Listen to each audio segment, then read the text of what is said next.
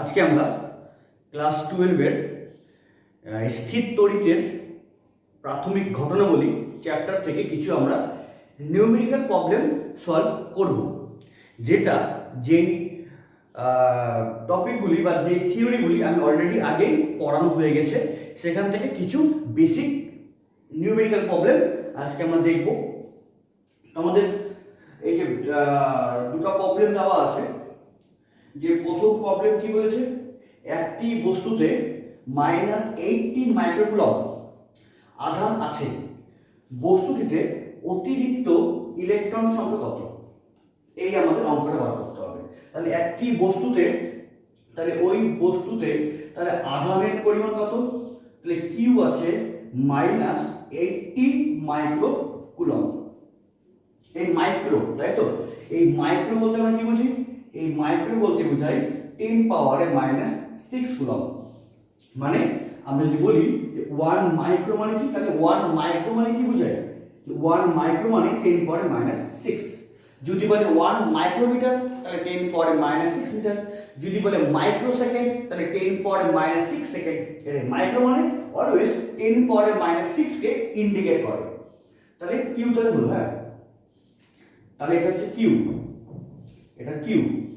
তাহলে এই যে কিউ, যে আধানের মান দেওয়া আছে -80 মাইক্রোকুলম, তাহলে -80 ইনটু 10 পাওয়ারে -6 কুলম। তাহলে এই আধানের মানটা নেগেটিভ। এটার তাৎপর্য কি? এই আধানের মান নেগেটিভ, এটা তাৎপর্য বলতে বোঝায় যে আধান নেগেটিভ মানে কি? তাহলে নেগেটিভ মানে ওর কাছে ইলেকট্রন এক্সট্রা না ঘাটতি আছে। আধানের মানটা নেগেটিভ, তাহলে নেগেটিভ মানে বোঝায় যে ওই বস্তুর কাছে ইলেকট্রন কি আছে? এক্সট্রা আছে। তাহলে ইলেকট্রন এক্সট্রা থাকার জন্য কি আমাদের অঙ্কতে কি বার করতে বলেছে? যে অতিরিক্ত ইলেকট্রন সংখ্যা কত। তার মানে এই যে আধানের যে মাইনাস যে সাইনটা আছে, এই মাইনাস সাইন শুধুমাত্র ইন্ডিকেট করে যে ওই বস্তুর মধ্যে ইলেকট্রন ঘাটতি আছে, এবং কত পরিমাণ ইলেকট্রন ঘাটতি আছে সেটাই আমাকে বার করতে হবে। এবং আমি তোমাদের বলেছি যে আধানের কোয়ান্টাইন সূত্র, তাই তো? আধানের কোয়ান্টাইন সূত্র। তাহলে আধানের কোয়ান্টাইন সূত্র অনুসারে আধানের কোয়ান্টাইন বা আধানের কোয়ান্টাইজেশন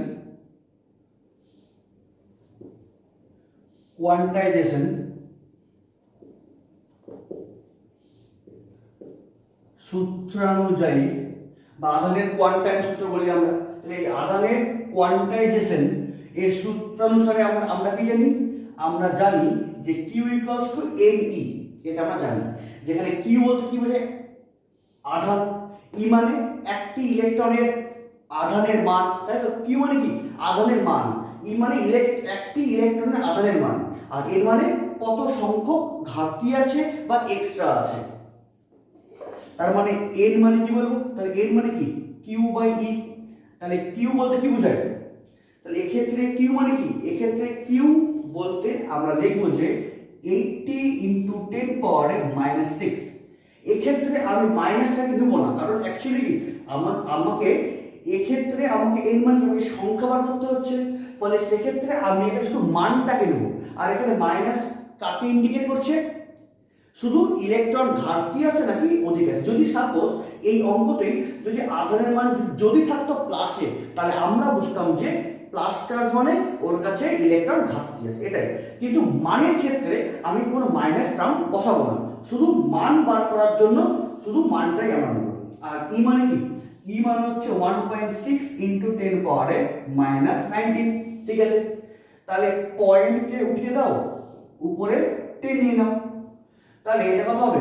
16 5 80। ক্লিয়ার? এখানে কি আছে? 10 পাওয়ারে -19।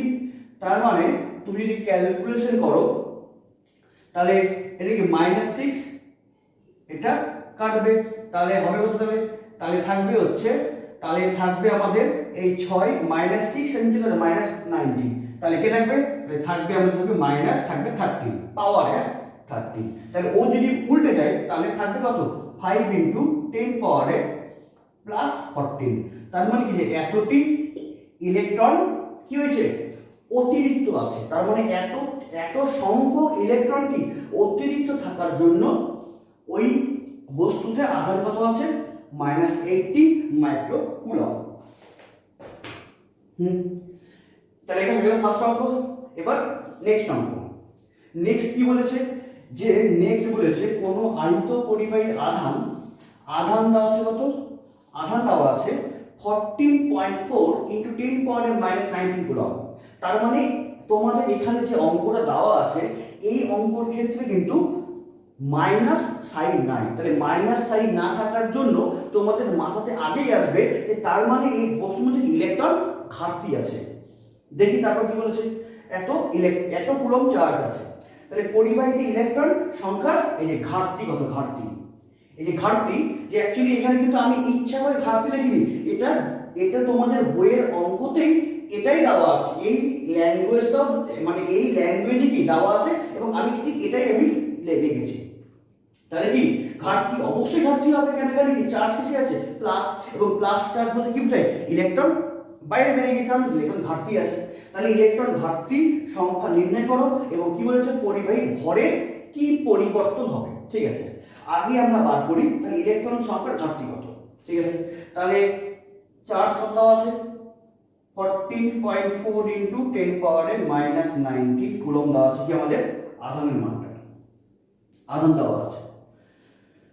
তাহলে আমরা কি জানি আবার Q = N, তাহলে N মানে কি বোঝায় ঘাটতি নয় এক্সট্রা, তাহলে N তাহলে কি লিখবো Q/E, তাই তো। তাহলে Q মানে কি আধানের মান কত দেওয়া আছে 14.4 × 10⁻⁻19 আর বাই E মানে কি একটি ইলেকট্রনের আধানের মান, তাহলে মান কত লিখবো 1.6 × 10⁻⁻19। তাহলে এটা কাটবে, এই পয়েন্ট উঠলো, তাহলে থাকছে কি 144/16, তাহলে যদি কেটে দিই তাহলে 9 6 54 মানে হবে 9। তাহলে 9টি ইলেকট্রন কি হয়েছে বাইরে বেরিয়ে চলে গিয়েছে, তার মানে কি তাহলে ঘাটতির সংখ্যা কত 9টি। এটা হলো ফার্স্ট পার্ট। এবার সেকেন্ড পার্ট কি বলেছে, যে পরিবাহীর ভরের কি পরিবর্তন হবে। তার মানে 9টা ইলেকট্রন যদি বাইরে বেরিয়ে যায় তাহলে কি হবে, ওদের ভর বাড়বে না কমবে, অবশ্যই ভর হচ্ছে কমবে, তাই তো। যে সাপোজ যদি আমরা বলি আমরা সাপোজ যে আমার কাছে একটা খাতা আছে এবং এই খাতা যদি বলি যে এই একটা খাতার পেজের ভর হচ্ছে 10 গ্রাম, এই একটা এক্সাম্পল ভালো করে বুঝো, তাহলে এই অঙ্কটা মানে এই সেকেন্ড পার্টটা খুব সহজ। যদি বলি যে এই একটা খাতার পেজের ভর হচ্ছে 10 গ্রাম, তাহলে আমি এই খাতা থেকে আমি 10টা পেজ আমি ছিঁড়ে নিলাম, তাহলে এই খাতার ভরের কি চেঞ্জ হবে, তাহলে একটা খাতার এই খাতার পেজের ভর কত 10 গ্রাম, তাহলে এখান থেকে আমি 10টা পেজকে আমি বাদ দিয়ে দিয়েছি, তাহলে একটা পেজের ভর 10 গ্রাম, কটা পেজ বাদ গেছে 10টি, তাহলে 10 × 10 তাহলে কি হবে, তাহলে এই খাতার তাহলে কি 100 গ্রাম কি ভর হচ্ছে বার হয়ে যাবে, ঠিক কি না, যে একটা পেজের ভর হচ্ছে 10 গ্রাম এবং এখান থেকে আমি 10টা পেজ বাদ দিয়ে দিলাম, তাহলে ভর কমবে না বাড়বে, ভর কমবে, তাহলে কতখানি ভর কমবে 10 × 10 মানে 100 গ্রাম ভর হচ্ছে কমে গেল। তাহলে ঠিক একইভাবে এখানে তাহলে 9টি ইলেকট্রন বার হয়ে গেছে, তাহলে ভর কি হবে কমবে না বাড়বে, ভর কমবে, তাহলে কত পরিমাণ ভর কমবে, তাহলে একটি ইলেকট্রনের ভর, তাহলে যদি বলি যে একটি ইলেকট্রনের ভর কত হয় 9.1 × 10⁻⁻31 কেজি, তাই তো। এটা হয় একটি ইলেকট্রনের ভর, তাহলে কটা ইলেকট্রন বার হয়ে গেছে 9টি ইলেকট্রন বার হয়ে গেছে, তাহলে ভর কমবে না বাড়বে, ভর কমবে, তাহলে কত পরিমাণ ভর কমবে, তাহলে 9 × এত পরিমাণ, তাহলে অতএব তাহলে হচ্ছে ভরের হ্রাস ঘটবে কত পরিমাণ, তাহলে একটা ইলেকট্রনের ভর কত 9.1 × 10⁻⁻31, তাহলে এটা একটা ইলেকট্রনের ভর, তাহলে কটা ইলেকট্রন বাইরে বার হয়ে গেছে 9টি, তাহলে ইনটু কত হবে, ইনটু হচ্ছে 9, তাই তো। তাহলে এই পরিমাণ কি ভর বাদ চলে গেছে, তাই কত হবে 9 কে 9 9 81 ইনটু 10 পাওয়ার মাইনাস 31 কেজি। তার মানে এই পরিমাণ কি ভরের হ্রাস ঘটবে। তাহলে এটাকে আমাদের ফার্স্ট অঙ্ক, এটা আমাদের হচ্ছে সেকেন্ড অঙ্ক।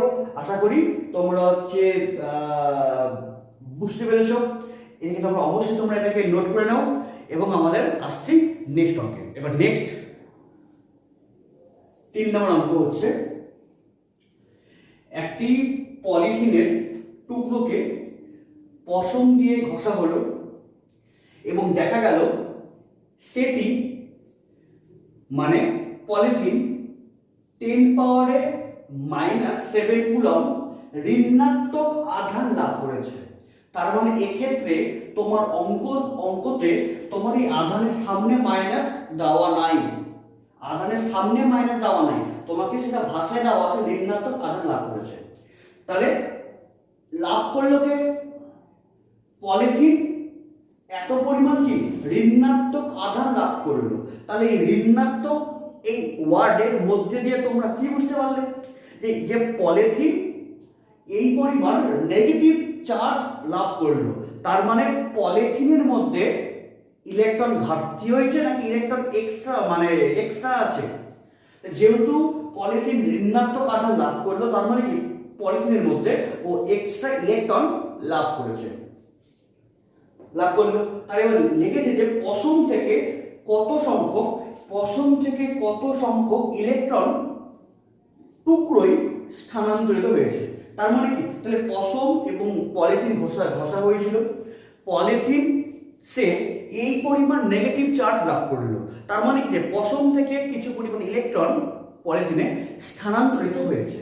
তাই তোমাকে ফার্স্ট পার্ট, তোমাদের 1 নাম্বার পার্টে বলেছে কত সংখ্যক ইলেকট্রন স্থানান্তরিত হয়েছে কোথা থেকে, পশম থেকে পলিথিনে। তাহলে ফার্স্ট পার্ট করো। যে আমরা কি জানি, আমরা জানি যে Q ইকুয়ালস টু N, আধানের কোয়ান্টাম সূত্রানুসারে Q ইকুয়ালস টু N। তাহলে N মানে কত সংখ্যক ইলেকট্রনের ঘাটতি বা এক্সট্রা। তাহলে N মানে কি, তাহলে N মানে বোঝাই হচ্ছে Q বাই E, তাই তো। N মানে বোঝাই হচ্ছে Q বাই E, ঠিক আছে। তাহলে N ইকুয়ালস টু Q মানে কত, Q মানে চার্জ। তাহলে কত পরিমাণ চার্জ আছে, তাহলে 3 × 10 পাওয়ারে মাইনাস 7 এত কুলম চার্জ বাই E মানে ইলেকট্রনের আধানের মান। তাহলে ইলেকট্রনের আধানের মান কত, 1.6 × 10 পাওয়ারে মাইনাস 19। তাহলে এটাকে তুমি যদি ভাগ করো তাহলে তুমি পেয়ে যাবে যে কত সংখ্যক ইলেকট্রন এই পলিথিনের টুকরো লাভ করেছে। এবং এটাকে যদি ভাগ করা যায় তবে এর অ্যান্সার বাড়াবে 1.873 ইনটু হবে আমাদের 10 পাওয়ারে 12, 10 পাওয়ার 12, 1.873 10 পাওয়ার 12। তার মানে কি, তোমরা এটা বাড়িতে অবশ্যই তোমাদের ক্যালকুলেটরের সাহায্যে তোমরা ক্যালকুলেশন করবে, দেখবে এই মানটা পাবে। তার মানে কি, তার মানে এত সংখ্যক বা এতটি কি ইলেকট্রন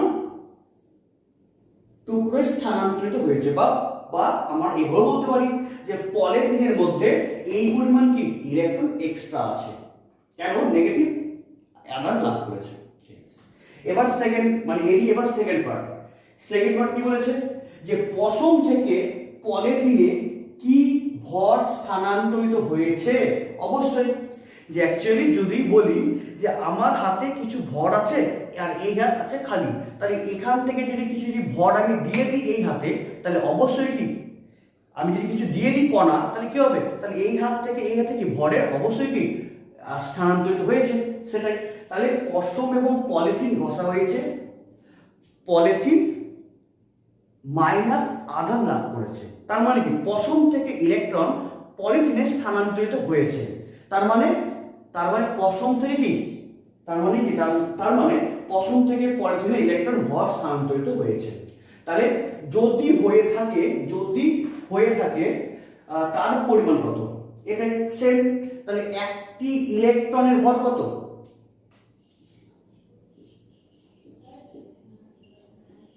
একটি একটি ইলেকট্রনের ভর ইকুয়ালস টু হচ্ছে 9.1 ইন্টু 10 পাওয়ারে -31 কেজি। এটা হচ্ছে একটি ইলেকট্রনের ভর। তার মানে কত সংখ্যক ইলেকট্রন স্থানান্তরিত হয়েছে এই পরিমাণ। তাহলে অতএব তাহলে স্থানান্তরিত ভরের পরিমাণ কত হবে? তাহলে স্থানান্তরিত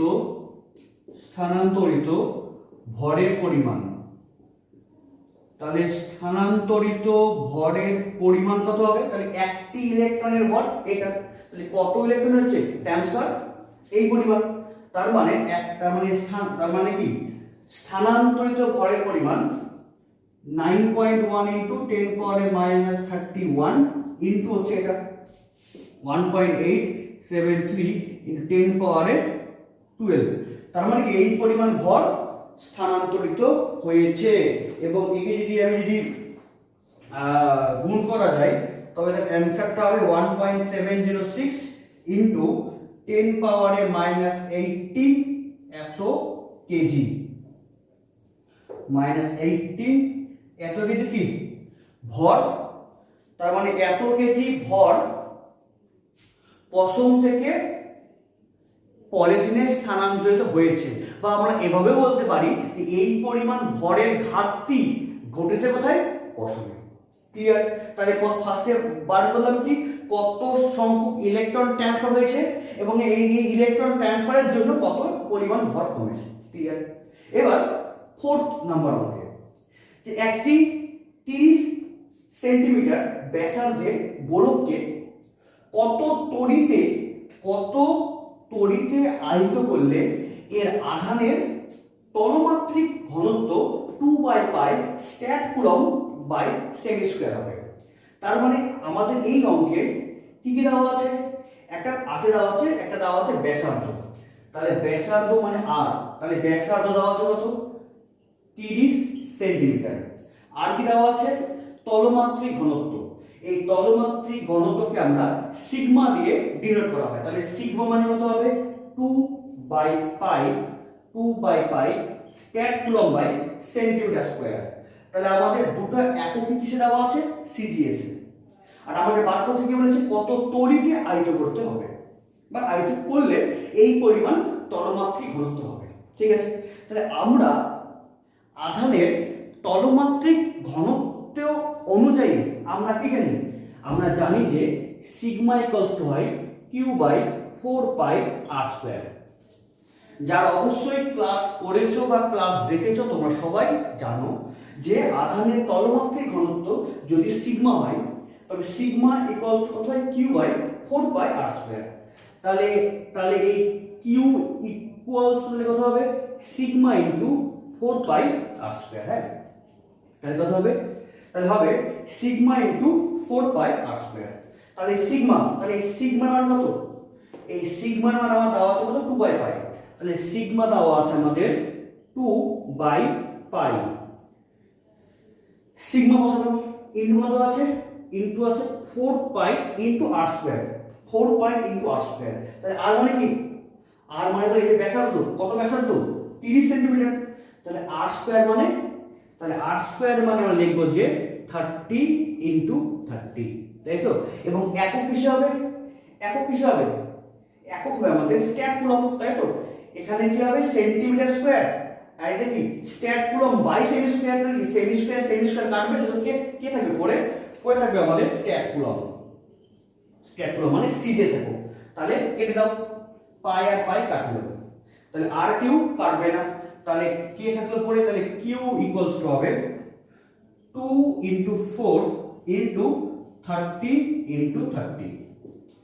তাহলে গুণ করলে কত হবে? 3 3 9, 9 4 3 3 9, 9 4 কত? 36, 2 72। তাহলে 72 আর দুটো 0, তার মানে কি 7200 এত স্ট্যাট কুলম্ব। তাহলে এটা কি আমাদের অ্যানসার। তাহলে এই পরিমাণ কি আধানে আহিত করলে এই পরিমাণ ও তলমাত্রিক ঘনত্ব লাভ করবে। তাহলে আশা করি বোঝা গেছে, তোমরা এটাকে অবশ্যই করে নাও। এবার আমাদের নেক্সট অঙ্ক, 5 নম্বর অঙ্ক।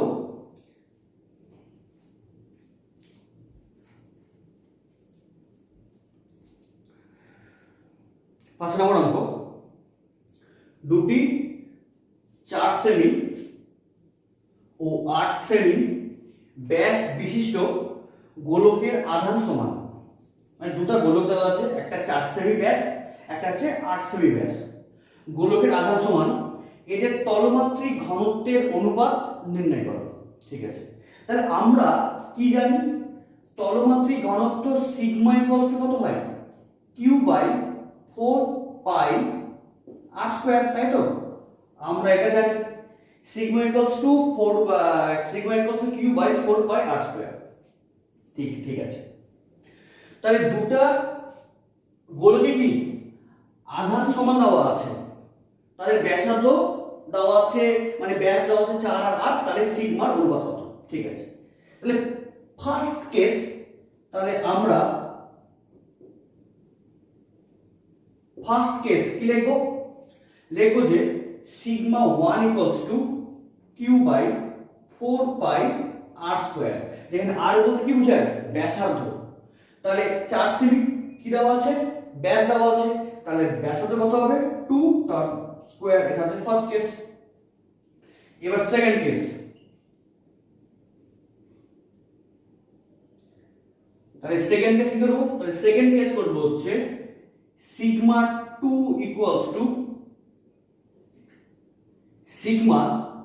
Equals to q by 4 pi into r square. তাহলে এখানে আর কত? 8 সেমি, তাহলে 8 সেমি মানে এটা ব্যাস, তাহলে ব্যাসার্ধ হবে 4, তাহলে 4 তার স্কয়ার, তাই তো? তাহলে 4 তার স্কয়ার। তাহলে এটা হচ্ছে সিগমা 1, এটা হচ্ছে সিগমা 2। তাহলে আমাকে চেয়েছে যে তাহলে ওদের অনুপাত কত যখন আধান সমান, তাহলে আধান সমান রেখে দিয়েছি। তাহলে সিগমা 1 বাই সিগমা 2, তাহলে কি লিখবো? Sigma 1 by sigma 2 q by 4 pi into দেওয়া আছে 2 স্কয়ার, তাহলে 2 স্কয়ার মানে আমি 2 ইনটু 2 লিখতে পারবো। আর নিচে দেওয়া আছে কত? নিচে দেওয়া আছে সিগমা 2, তাহলে সিগমা 2 মানে কিউ বাই কত? বাই হচ্ছে 4 পাই 4 স্কয়ার, তাহলে ওটা উল্টে উপরে যাবে, তাহলে কত হবে? 4 পাই ইনটু 4 স্কয়ার, তাহলে 4 স্কয়ার মানে 4 ইনটু হচ্ছে 4, তাহলে কিউ কাটলো, 4 পাই কাটলো, তাহলে এই 2 2 4, এই 2 2 কাটলো, তাহলে কে থাকলো পরে? আলটিমেটলি 4/1, তাহলে সিগমা 1 ইস টু সিগমা 2, তাহলে কত হবে? 4:1, 4:1। ক্লিয়ার? এবার আমাদের নেক্সট 6 নম্বর অঙ্ক। নেক্সট 6 নম্বর, যে একটি গোলকের ব্যাস দেওয়া আছে 2 সেমি, ব্যাস 2 সেমি, তাহলে ব্যাসার্ধ 1 সেমি। একটি গোলকের ব্যাস 2 সেমি মানে ব্যাসার্ধ 1 সেমি। গোলকটি ফাঁপা ও পরিবাহী, মানে ফাঁপা পরিবাহী। গোলকটিতে 6.16 স্ট্যাট কুলম্ব আধান দেওয়া হলো, তবে এর বাইরে ও ভিতরের পৃষ্ঠে আধানের তলমাত্রিক ঘনত্ব কত? ঠিক আছে, তাহলে আগে আমরা করব যে বাইরের পৃষ্ঠে, আগে আমরা করব হচ্ছে বাইরের পৃষ্ঠে।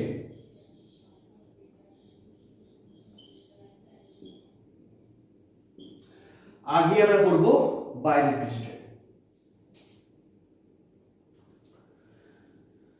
তাহলে বাইরের তাহলে পৃষ্ঠে কত হবে?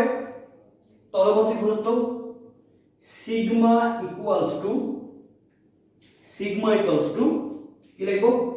Q by 4 pi r square. ঠিক আছে, তাহলে কিউ মানে আধান দেওয়া আছে কত? 6.16 এত স্ট্যাট কুলম্ব, তার মানে 6.16 এত স্ট্যাট কুলম্ব বাই কত হবে? 4 পাই আর স্কয়ার, তাহলে 4 ইনটু পাই ইনটু আর স্কয়ার, আর মানে কি ব্যাসার্ধ, তাহলে কত হবে? 1 তার স্কয়ার। তাহলে যদি ভাগ করা যায়, তবে ভাগ করলে আমাদের অ্যানসারটা আসবে 0.49 stat coulomb by centimetre square. তাহলে এটা হচ্ছে আমাদের অ্যানসার। এটা হচ্ছে ফার্স্ট কেস। হ্যাঁ, তাহলে তাহলে বাইরের পৃষ্ঠে আধানের তলমাত্রিক ঘনত্ব কত? q/4πr²। কিউ দেওয়া আছে কত? 6.16 ক্যাট কুলম্ব। আধান বসালাম বাই 4πr²। ব্যাসার্ধ মানে ব্যাস, তাহলে ব্যাস কত হবে? 1। তাহলে বসালাম, অ্যানসার হয়ে গেল। এবার নেক্সট কি বলেছে? ভিতরের পৃষ্ঠে। নেক্সট বলেছে আমাদের ভিতরের পৃষ্ঠে। তাহলে ভিতরের পৃষ্ঠে, তাহলে আবার সেম, তাহলে ফর্মুলা কি? q/4πr², তাই তো? কত হবে? Sigma equals two q/4πr²। কিন্তু এখানে একটা, তাহলে ভিতরের পৃষ্ঠের তলমাত্রিক ঘনত্ব, তার মানে কি? তাহলে ভিতরের পৃষ্ঠে আধান বাই 4πr²। কিন্তু আমরা কি জানি যে আধান সব সময় কি পরিবাহী পৃষ্ঠের বাইরে অবস্থান করে, তাই তো? যে ইন জেনারেল কেস আমরা কি জানি যে যে আধান কি থাকে? আধান সর্বদা পরিবাহী পৃষ্ঠের বাইরে অবস্থান করে। তাহলে ভিতরের মানে কি? তাহলে পার্টিকুলার, তাহলে আমরা কি বলবো? যে পার্টিকুলার, যে ভিতরের পৃষ্ঠে কোনো আধান নাই। তাহলে ভিতরের পৃষ্ঠে যদি আধান না থাকে তাহলে আধান কত হবে? 0। তাহলে 0/4πr²। তাহলে সিগমা কত হবে? 0। তাহলে সিগমা কত হবে? 0। তাহলে বাইরে যেহেতু আধান আছে সেহেতু কি আমরা বাইরে আমরা তার সিগমা পাবো, বাট ভিতরের পৃষ্ঠে কোনো আধান না থাকার জন্য আমরা কি পার্টিকুলার ভাবে ভিতরে আমরা কোনো সিগমা পাবো না। তাহলে বোঝা গেছে? এবার আমাদের নেক্সট অঙ্ক হচ্ছে 7 নম্বর। 4 mm ব্যাসার্ধ বিশিষ্ট এবং একই আধানে আহিত 64টি জলবিন্দু সংযুক্ত হয়ে একটি বড় জলবিন্দু উৎপন্ন করল। উভয় ক্ষেত্রের জন্য তলমাত্রিক ঘনত্বের অনুপাত নির্ণয় করো। তাহলে উভয় ক্ষেত্র মানে কি? একটা সিঙ্গেল জলবিন্দুর ক্ষেত্রে এবং আরেকটা কি ওই 64টি মিলে যে জলবিন্দু সে তার ক্ষেত্রে, মানে উভয় ক্ষেত্রেই আধানের তলমাত্রিক ঘনত্বের অনুপাত নির্ণয় করতে হবে। তাহলে আমাদের কি দেওয়া আছে? যে 4 mm, এটা কি 4 mm হচ্ছে ছোট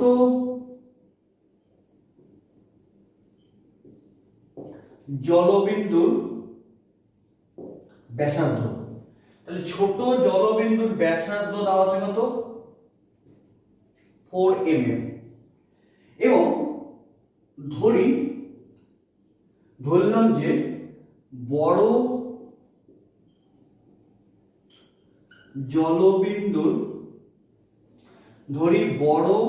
জলবিন্দুর ব্যাসার্ধ হচ্ছে ইকুয়ালস টু ক্যাপিটাল আর। ঠিক আছে, তাহলে এক্ষেত্রে আমাকে কি বলেছে? যে 64টি ক্ষুদ্র জলকণা মিলে, মানে কি যে এক একটা জলকণার ব্যাসার্ধ কত? 4 mm, মানে কি 4 mm কি ব্যাসার্ধ বিশিষ্ট এবং একই আধানে আহিত 64টি জলকণা মিলে একটা বড় জলকণা তৈরি করলো। তার মানে আমরা বলতে পারি যে ওই 64টি জলকণাগুলির মোট আয়তন যা হবে সেটাই কি ওই বড় জলকণার যে আয়তন তার সঙ্গে সমান, তাই তো?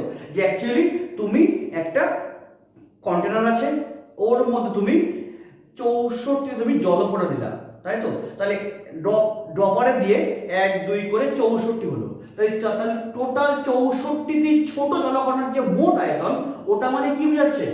ওই 64টি জলকণা মিলে ওই কন্টেনারে টোটাল যে জল আছে ওর কি আয়তনের সঙ্গে সমান। তার মানে আমরা বলতে পারি শর্তানুসারে যে বড় জলকণার যে আয়তন সেটা কি ইকুয়ালস টু 64টি ছোট জলকণাগুলির মোট যে আয়তন তার সঙ্গে সমান। তার মানে আমরা বলতে পারি যে শর্তানুসারে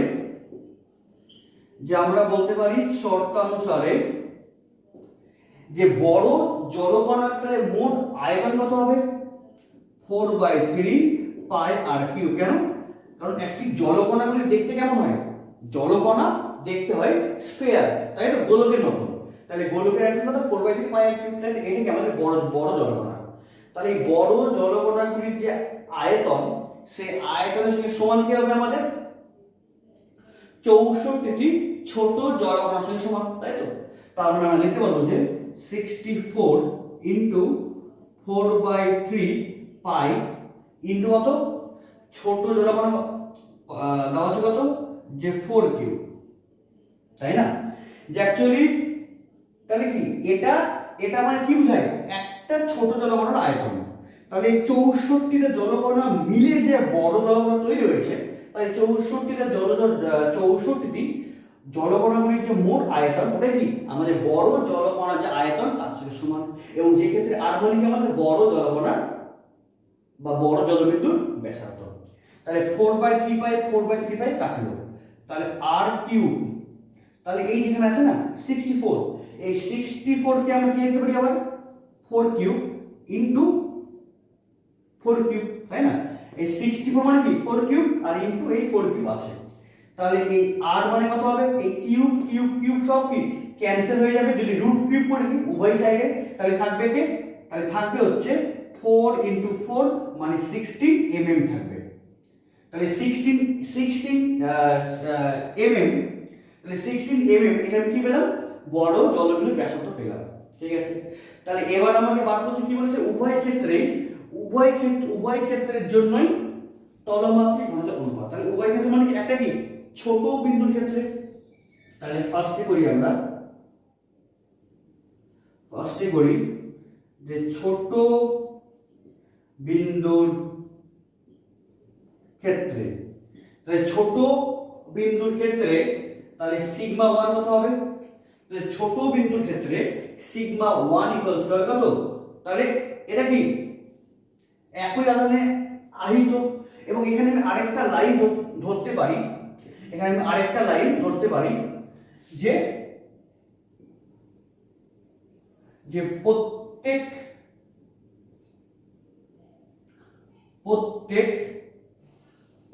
ছোট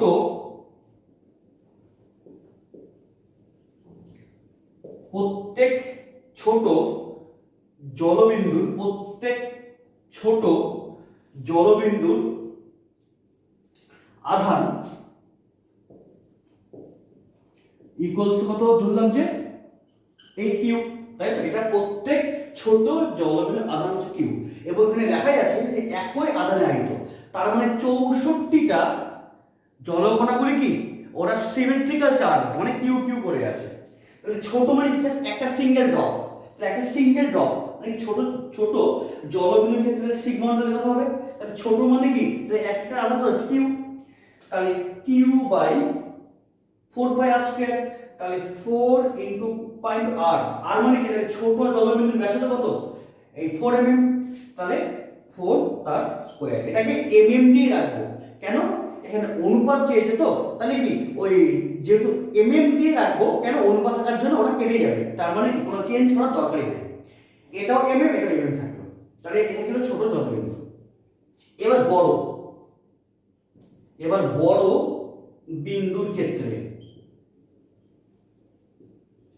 তাহলে বড় বিন্দুর ক্ষেত্রে কি লিখবো, যে সিগমা 2 ইকুয়ালস টু, তাহলে বড় বিন্দু মানে কি, তাহলে বড় জলকণা মানে 64টা ওয়াটার ড্রপ আছে, তাহলে এক একটা ড্রপের আধান কত কিউ, তাহলে 64টা ড্রপ মিলে যে বড় জলকণা তৈরি করেছে, তাহলে বড় জলকণা তাহলে মোট আধান কত 64 কিউ, তাহলে কত, তাহলে মোট আধান হবে 64 কিউ, তাই না?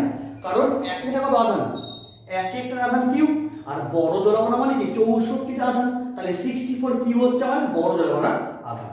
আর বাই কত হবে, বাই হচ্ছে হবে 4 পাই ইনটু আর স্কয়ার, তাহলে বড় জলকণার ব্যাসার্ধ আমরা পেয়ে গেছি, তাহলে কত লিখবো 16 square.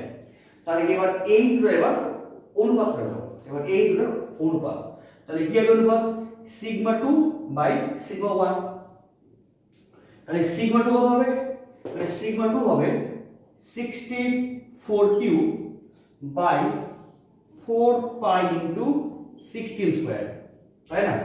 16 square. R by sigma 1, তাহলে সিগমা দাও কত পেয়েছি কিউ, বাই এটা তাহলে ওটা উল্টাবে, তাহলে ইনটু হবে 4 পাই ইনটু হচ্ছে 4 স্কয়ার, তাহলে কিউ, এই কিউ হচ্ছে কাটলো, এই 4 পাই এই 4 পাই হচ্ছে কাটলো।